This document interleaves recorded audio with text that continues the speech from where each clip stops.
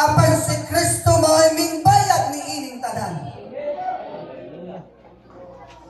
Bisan pila pa na kabilyon, trilyon ang imong salapi mga igsuon ko.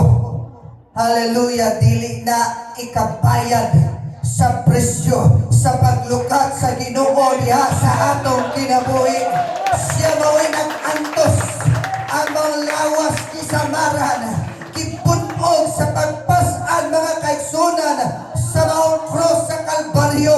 Ang mga lawas kinuktukan og lansaw o martilyo mga igsuon ko, namatay apan nabanhaw o nga kini nagpasabot mga kaigsunan according to the scripture. Hallelujah, He bought us with His precious blood.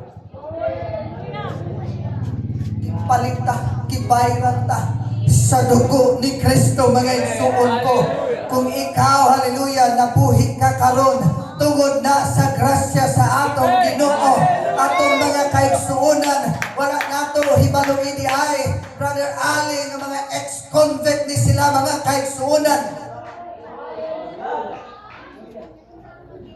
Pero ilang ipabatud-an nga dunay kabag-uhan diha sa pagpangalagad sa Ginoo.